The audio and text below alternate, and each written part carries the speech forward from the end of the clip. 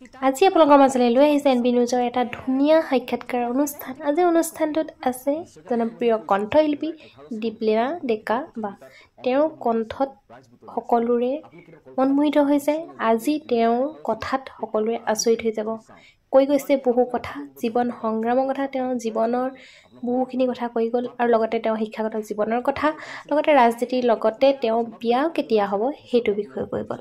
অনুষ্ঠানটো শেষলৈকে চাই যাব। এনবি নিউজে আপোনালোকৰ মাজলৈ লৈ আহিছে এটা সুন্দৰ সাক্ষাৎকাৰ অনুষ্ঠান, যিটো অনুষ্ঠানৰ যোগেদি দীপলিনা ডেকাৰ বিষয়ে বহুতো কথা জানিব পাৰিব। তেওঁ এগৰাকী বুদ্ধিয়তী যুৱতী বুলিও কৈছে। ইয়াতে অনুষ্ঠানটোত আপোনালোকে দীপলিনা ডেকাক মৰম দিব আৰু বহুতো আশীৰ্বাদ কৰিব, যাতে দীপলিনা ডেকা আগলৈ বহুত ধুনীয়া গীত গাই সকলোৰে মাজত থাকিব পাৰে। আশা কৰিছোঁ অনুষ্ঠানটো শেষলৈকে চাই যাব আৰু অনুষ্ঠানটো চাই পিনি কমেণ্ট এটা কৰি যাব যে কেনেকুৱা লাগিলে। আপুনি ইঞ্জিনিয়াৰিঙৰ ছাত্ৰী এগৰাকী কেনেধৰণে কণ্ঠশিল্পী হৈ পৰিছে, থুলমূলকে যদি আপুনি আকৌ সেই আপোনাৰ যিটো সংগ্ৰাম থুলমূলকে যদি আভাস এটা দিয়ে দৰ্শকক ভাল পাব। সংগ্ৰাম প্ৰতিগৰাকী মানুহৰে আচলতে প্ৰতিজন মানুহৰে জীৱন সংগ্ৰামটো বেলেগ বেলেগ ধৰণৰ আৰু কিছুমানে কয় যে কিছুমানে খুব সহজে কৈ দিয়ে তুমি খুব লাকি বা তাই খুব লাকি, ইমান সহজে পাইছে। কোনো সহজে নাপায় আচলতে, সকলোৰে জীৱনৰ মোৰ কথাটো কোৱা নাই, সকলোৰে জীৱন সংগ্ৰামটো আচলতে বেলেগ বেলেগ ধৰণৰ। মোৰ এটা নিজস্বতা বা নিজৰ এটা সংগ্ৰাম আছে, নোহোৱা নহয়। আৰু যিগৰাকী ছোৱালীয়ে আচলতে কেতিয়াও পঢ়া শুনাৰ বাদে বেলেগ চিন্তা কৰা নাছিলে, যদিও বা গান গাইছিল, গানটো বৰ প্ৰিয় নাছিলে সৰুতে, কিন্তু মোৰ নাচিছিল বা বিভিন্ন ধৰণৰ নাটকত অংশগ্ৰহণ কৰিছিল, নাটক কৰিছিলোঁ, চিলড্ৰেনছ ড্ৰামা। সেই ছোৱালীজনী যে এনেকৈ টিভি ষ্টুডিঅ'ত আহি ইণ্টাৰভিউ দিব, কিবা কৰিব, সেইবিলাক কেতিয়াও নাছিলে। যেতিয়া মই পঢ়ি আছিলোঁ ইঞ্জিনিয়াৰিং পঢ়ি থকা অৱস্থাত, আৰু তেতিয়া ছবি এখনৰ সুযোগ পালোঁ, মানে অডিশ্যনৰ কাৰণে মোৰ ওচৰলৈ। এইটো ষ্টৰিটো ইতিমধ্যে জানে, তথাপি মই থুলমূলকৈ কৈছোঁ। আৰু অডিশ্যনৰ বাবে মোক মাতিছিল আৰু ফোন কল এটা আহিছিল। প্ৰথমতে ফেক কল বুলি ভাবিছিলোঁ, কাৰণ ছোৱালী মানুহৰ তাত বহুত ফেক কল আহে, এই ক্ষেত্ৰত ভাবিছিলোঁ। তাৰপিছত যেতিয়া ভালকৈ এনকুৱাৰী কৰি গম পালোঁ যে নাই, এইটো ফেক নহয়, এইটো সঁচা কল। তাৰপিছত বাহ, মোক কিয় মাতিলে, মই নিজে আচৰিত। আৰু তাৰপিছত অডিশ্যন দিবলৈ গ'লোঁ, আৰু দিবলৈ গৈ দুটা ভাষাত আচলতে অডিশ্যন দিছিলোঁ, অসমীয়া আৰু বেংগলী ভাষাত দিছিলোঁ। দুটা ভাষাতে আছিলে ডাইলগটো। দিয়াৰ পাছত মেকআপ চেকআপ কৰি দিছে, প্ৰফেচনেল মেকআপ ফাৰ্ষ্ট টাইমৰ কাৰণে কৰিছোঁ সেইদিনা, প্ৰথমবাৰৰ বাবে কৰিছোঁ। তেতিয়া মই লাষ্ট ছেমিষ্টাৰ আমাৰ ইঞ্জিনিয়াৰিঙৰ, আৰু এইখিনিতে মোৰ কলেজৰ নামটো ল'ব লাগিব, JIMT। এইখন কলেজে মোক বহুতখিনি আচলতে ৰেহাই দিছে বুলি ক'লেও ভুল নহয়, কাৰণ আমাৰ ইঞ্জিনিয়াৰিঙত কি হয়, বহুত বেক লগাই, মানে প্ৰেক্টিকেলতো বেক লাগি যায়, মানে ইমান ষ্ট্ৰিক্ট হয়। মোৰ লাগিছিল জানা, 4th চেমত লাগিছিল নেকি, এখনে দুখনত পাহৰি গৈছোঁ, এখনত লাগিছিল। তাৰপিছত তাতে আকৌ মোৰ ব্ৰাঞ্চটো আছিলে ইলেক্ট্ৰিকেল। আটাইতকৈ টাফ বুলি কয়, তাৰমানে এতিয়া মোক মেকানিকেল বা চিভিল হতে বেয়া পাব যে বা আমাৰতো টাফ নহয়, কিন্তু সঁচাকৈ টাফ হয়। আমাৰ ইঞ্জিনিয়াৰিং গোটেই ষ্টুডেণ্টছখিনিৰ মাজত মানে খুব পপুলাৰ যে ইলেক্ট্ৰিকেল ইজ টাফেষ্ট ব্ৰাঞ্চ। আৰু সেই ব্ৰাঞ্চটো লোৱাৰ পিছত পঢ়া শুনাৰ লগতে এই অডিশ্যনটো দিবৰ কাৰণে যিটো মই পাৰ্মিশ্যন পালোঁ, আমাৰ প্ৰিন্সিপাল ছাৰ বা আমাৰ ইলেক্ট্ৰিকেল যিটো HOD আছিলে, তেওঁলোকে সকলোৱে মোক পাৰ্মিশ্যন দিলে। বা পৰীক্ষাৰ মাজতো জুবিন দাই কেতিয়াবা শ্বুটিঙৰ কাৰণে মাতি দিয়ে, সেইবিলাকতো এপ্লিকেশ্যন দি পেলাই মই গুচি যাওঁ। আচলতে এনেকৈ ইমান এলাও নকৰে এখন ইঞ্জিনিয়াৰিং কলেজত, কিন্তু মোক সিমানখিনি সুযোগ এই কলেজখনে দিছিল। আৰু সেইখন আচলতে এটা বেলেগ ধৰণৰ এটা ৰিভলিউশ্যন ক্ৰিয়েট কৰাৰ নিচিনাই আছিলে। 2017ত ৰিলিজ হৈছিল অসমীয়া চিনেমা উদ্যোগত, আৰু তেনেকৈ অডিশ্যনত চিলেক্ট হ'লোঁ, চিনেমাখন কৰিলোঁ, অকণমানে ভুমুকি মাৰিছোঁ, তথাপিও মোৰ কাৰণে বহুত ডাঙৰ অভিজ্ঞতা। আৰু প্ৰথমতে ইমান বিগ বাজেট চিনেমা এখনৰ এটা ক্ৰিউৰ লগত কাম কৰাটো খুব ডাঙৰ আচলতে মোৰ কাৰণে এক্সপিৰিয়েঞ্চ হ'ল।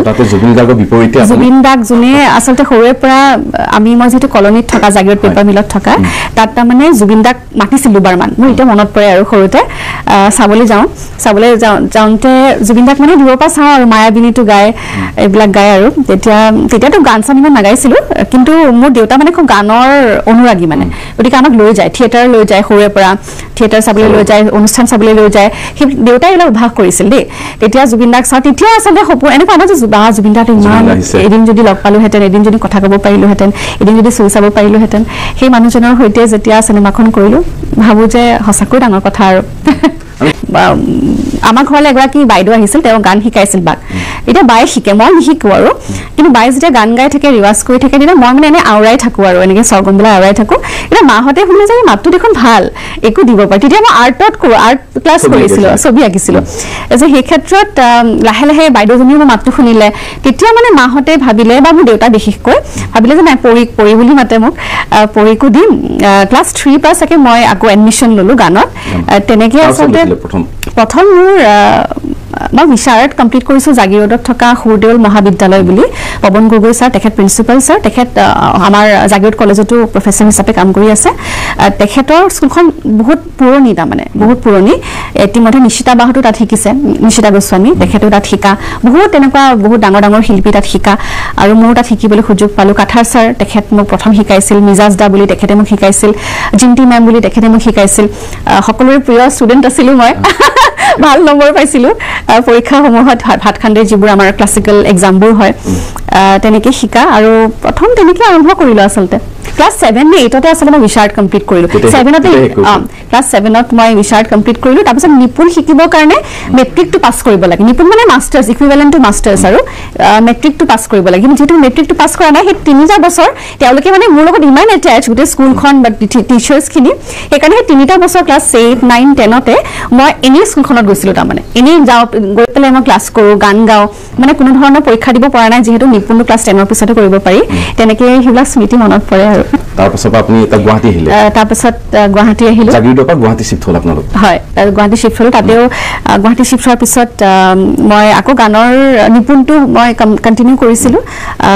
আমাৰ চানমাৰী যিখন মিউজিক কলেজ হয়, তাত মই পৰীক্ষাও দিলোঁ 2 বছৰ, কিন্তু কমপ্লিট নহ'ল। 3 বছৰীয়া কৰ্চ আছিল, 3 বছৰ কৰ্চটো মোৰ কমপ্লিট হোৱা নাই। এতিয়াও কেতিয়াবা ভাবোঁ যে 3rd ইয়াৰটো দি দিওঁ নেকি, কিন্তু সময় সুবিধাটো মিলা নাই।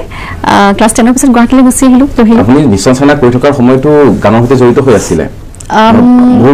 জড়িত বুলি ক'বলৈ দিগদাৰ হয়, কাৰণ মানে ক্লাছ 10 মানে প্ৰতিযোগিতাসমূহত কৰোঁ, সেইটো আজি দেউতাৰ প্ৰেছাৰতহে কৰিছিলোঁ। তাৰমানে মোৰ ভিতৰৰ পৰা সেইটো নাহিছিল। মানে প্ৰথম গানটো কি আছিলে আপোনাৰ? প্ৰথম গান ৰাইজৰ হৈ মুকলি কৰি দিছিলে প্ৰথম? আচ্ছা, প্ৰফেচনেলি প্ৰথম গান হ'ব নোৱাৰি নোৱাৰি থাকিব নোৱাৰি, তৰুণ তন্ময়, আৰু মোৰ এটি গীত আছিলে 2015ত ৰিলিজ হৈছিলে গীতটি। আৰু সেই গীতটি 2015ত মই পাছ আউটো হয়, গ্ৰেজুৱেশ্যন কৰিছোঁ, আৰু সেইটো সময়তে গানটো ৰিলিজ হ'ল। আৰু তেতিয়া গানটো বহুত জনপ্ৰিয় হৈছিল, তাৰমানে পপুলাৰ হৈছিলে। কেনেকৈ মানুহ গম পালোঁ গম পোৱা? মই আপাৰ আছামলৈ গৈছিলোঁ দেউতাৰ লগত, শুনা। তাৰপিছত যাওঁতে মই মোৰ দেউতাই পাণ খাইতো, পাণৰ দোকানলৈ গ'লোঁ, মানে বুজিছা নাই। পাণ দোকানলৈ যাওঁতে পাণ দোকানীটো আমাৰ গানটো ভিডিঅ'টো চাই আছে নহয়। মইতো মই কি ৰিয়েক্ট কৰোঁ বুজি নাই পোৱা, যে ভালেই লাগিছিলে, দুখেই লাগিছিলে, কান্দোৱে নে হাঁহোৱে। আৰু দেউতাটো আৰু বেছি বলিয়া ন গানৰ কাৰণে, তেওঁ মানে এইটো আমাৰ ছোৱালীৰ গান বুলি মানে চিঞৰি দিলে। মানে তেতিয়া মই ফিল কৰিলোঁ কোনোবাখিনিত যে হয়তো মই এইটো কণ্টিনিউ কৰিব লাগে। তেওঁৰ সুখটো তাতে খুব ভাল পায়, গোটেই সাংস্কৃতিক পৃথিৱীখন খুব ভাল পায়, মাও ভাল পায়, কিন্তু দেউতা বিশেষকৈ ভাল পায়, এইটো ক'ব লাগিব।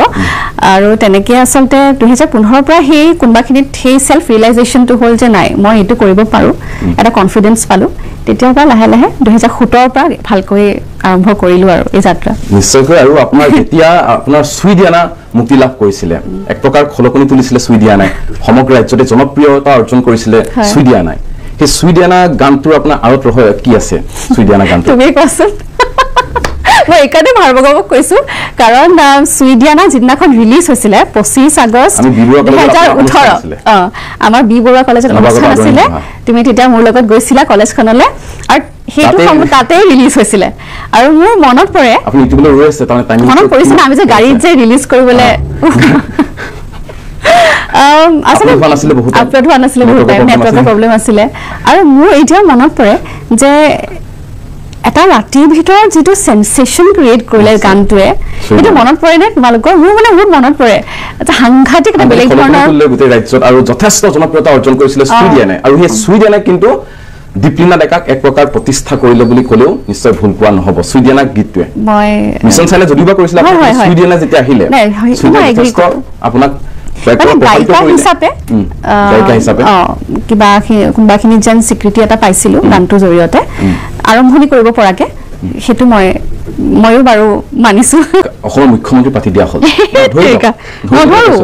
ধৰি লওকচোন আপোনাৰ যদি অসমৰ মুখ্যমন্ত্ৰী পাতি দিয়া হ'ল অসমৰ মুখ্যমন্ত্ৰী দীপলিনা ডেকা এটা কথাটো হৈছে নাৰী সুৰক্ষাৰ বাবে কি তিনিটা পদক্ষেপ গ্ৰহণ কৰিব প্ৰথমে দীপলিনা ডেকাই নাৰী সুৰক্ষাৰ বাবে আমাৰ অসমত বহুত বেছি প্ৰয়োজন নাই আমাৰ নাৰী ইতিমধ্যে সুৰক্ষিতই হয় মই আচলতে ওভাৰঅলহে কম গুটকাটো বেন কৰি দিম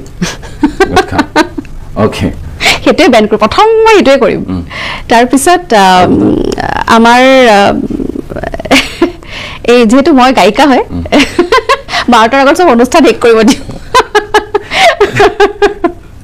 তেনেকুৱা 3 নম্বৰটো অকমান 3 নম্বৰটো মই ক'ব বিচাৰিছো যে আচলতে এই যে সামাজিক মাধ্যমত যে বহুত যে উৎপাত হৈছে বহুত যে কিবা কিবি বাঢ়ি গৈছে সেইটো কমাবৰ কাৰণে মই এটা উপায় ভাবিছো নতুন আইন আনিব নেকি নহয় উপায়টো এইটো আচলতে সব সকলো যেতিয়া ফ্ৰী হৈ যায় তেতিয়া মানুহবিলাকৰ মানে সাইকোলজিক্যাল ডিফেক্ট হয় সকলো বস্তু এটা মূল্য থাকে আমি ফ্ৰীতে বহুত বস্তু পাই গলো ফ্ৰীতে আমি বহুত সোনকালে ফেসবুক পাই গলো ইমান বেছি এক্সেস পাইছো সামাজিক মাধ্যমৰ যে মানুহৰ মনবোৰ আচলতে মানে কন্ট্ৰোল কৰিব নোৱাৰা হৈ গল সংযমিত নহয় তাৰমানে নহয় মই ভাবিছো যে যিকোনো এটা সামাজিক মাধ্যমত জয়েন কৰিবৰ কাৰণে কিবা এটা মিনিমাম ফি দিব লাগিব ফৰ এক্সাম্পল ৰেজিষ্ট্ৰেচন ফি মানে আপুনি এছঅপি জাৰি দিব নাজানো কি ক'ব মই নাজানো ৰেজিষ্ট্ৰেচন ফি এটা হ'ব সেইটো দিলেহে মানুহে ফেসবুক খুলিব পাৰিব বা ইনষ্টাগ্ৰাম খুলিব পাৰিব তেতিয়া চাগে অকমান ফিল্টাৰ হ'ব নেকি সেইটো কৰিম খুব ধুনীয়া উত্তৰ দিছে এটা কথাটো হৈছে কেৱল মাত্ৰ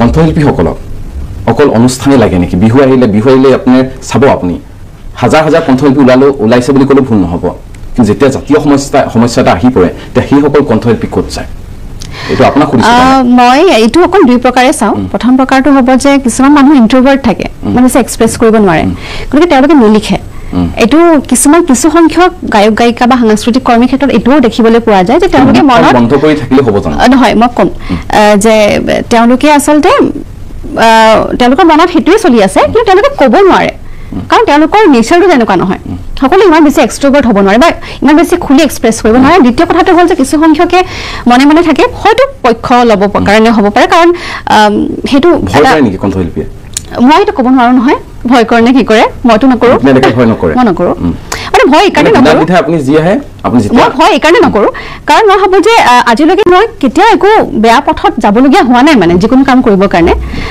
খুব শুদ্ধ পথত কৈ আছো আজিলৈকে সেইখিনি মই খুব গৌৰৱেৰে কওঁ আৰু আগলৈও ক'ম গতিকে যিহেতু মই ভুল কৰা নাই আৰু কাৰো উপকাৰ কৰা নাই আজিলৈকে চেষ্টা কৰা নাই এটলিষ্ট যদি কোনোবাই মোক ইনডাইৰেক্টলি মোৰ কাৰণে কোনোবা হাৰ্ট হৈছে সেইটো বেলেগ কথা কিন্তু ডাইৰেক্টলি মোক কাকো অপকাৰ কৰিবলৈ যোৱা নাই গতিকে মই ভয় কাক কৰিম ভয় কৰিবলৈ একো নাই কিছু সংখ্যকে মাত মাতিব নোৱাৰে তেওঁলোকে সেইটো বস্তু এক্সপ্ৰেছিভ নহয় কিন্তু কিছু সংখ্যকে ইণ্টেনশ্যনেলি মাত নামাতে সেইটোত মই পক্ষপাতি নহয় মই নহয় বুলি ক'লো চিধা কথা কিন্তু মই তেওঁলোকৰ কথা মই ক'ব নোৱাৰিম কাৰণ তেওঁলোকৰ মানসিকতা মই নাজানো কি কাৰণ মোৰ যিটো কমিউনিটি মই যাৰ লগত থাকো মোৰ কোনো লবি নাই মই অকলে থাকো মই সকলোৰে সৈতে কাম কৰো গতিকে মই যিখিনি মানুহৰ লগত কাম কৰো তেওঁলোকৰ মানসিকতা তেনেকুৱা নহয় কিন্তু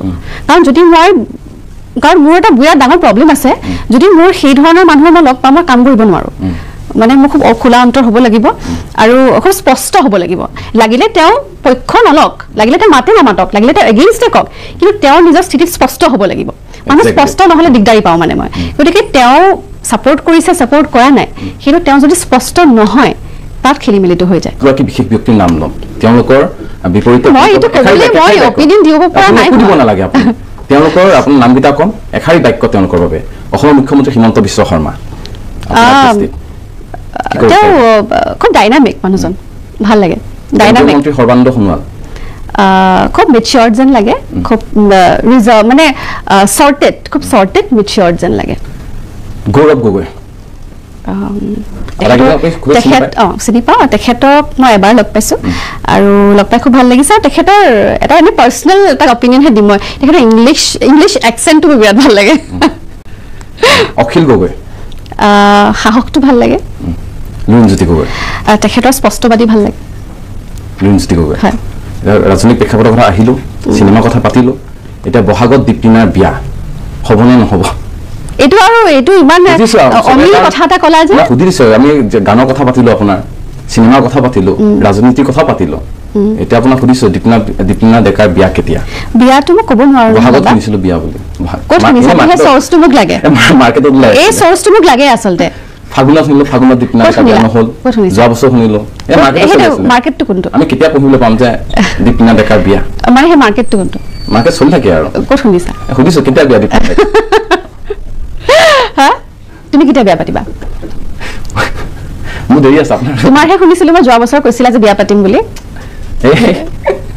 কওক এনেই কওক তোমাৰটো ক'লে মই ক'ম কাইলৈ কাইলৈ মোৰ কাইলৈ নহয় আকৌ সেইটোকে ক'ব আপুনি মোৰ বিয়া দীপলিনা ডেকাৰ বিয়া কেতিয়া এইটো নিশ্চয় দৰ্শকেও জানিব বিচাৰিব নহয় নিশ্চয় আপুনি নাজানিব পাৰে কিন্তু আপোনাৰ যিসকল অনুৰাগী আছে আপোনাৰ ভাল পাম যথেষ্ট আছে অসমত শদিয়াৰ পৰা ধুবুৰীলৈকে অগণন গুণমুগ্ধ বুলি ক'লে ভুল নহ'ব অনুৰাগী আছে এটা সকলোৰে মনত প্ৰশ্ন থাকে নিশ্চয় যে দীপলিনা বাৰ বিয়া কেতিয়া মই ক'ব নোৱাৰো এইটো আচলতে তেনেকুৱা কোনো প্লেনিং চলা নাই আৰু কিছুমান বস্তু সময়ৰ মতে হয় ডেষ্টিনিত যি থাকে তাকেই হয় গতিকে ডেষ্টিনিটো এৰি দিছো যেতিয়া হ'ব তেতিয়া তুমিতো গমেই পাবা ইতিমধ্যে আপোনালোকে গম পালেই যে সকলোখিনি কথা কাৰণ সকলোখিনি কথা এটাৰ পাছত আনটোৰ প্ৰশ্ন উত্তৰ দি গৈছে লগতে বহুখিনি তেওঁৰ বিষয়ে বহুতখিনি কথাও কৈ গৈছে তেওঁ শিক্ষাগত জীৱনৰ কথা অভিনয় কৰিছিলে সেইখিনি কথাও কৈ গ'ল কেতিয়াৰ পৰা গান শিকিছিলে কেতিয়াবা গান গাইছিলে সকলোখিনি কথা আপোনালোকৰ মাজলৈ লৈ আহিছে আৰু হাঁহি হাঁহি সকলোখিনি কথা তেওঁ কৈ গৈছে আৰু বহুত বেছি ভাল লাগিলে মোৰ আপোনালোকক কেনেকুৱা লাগিলে অনুষ্ঠানটো জনাবলৈ পাৰিব আৰু লগতে তেওঁ কৈ গ'ল যে তেওঁ বিয়া কেতিয়া বহুখিনি প্ৰচাৰ কৰি আছে যে তেওঁ বিয়া বহাগত বুলি কিন্তু দীপলিনা বাই ক'লে যে নহয় তেওঁ বিয়া কেতিয়া জনাব আপোনালোকক সকলোৱে শেষলৈকে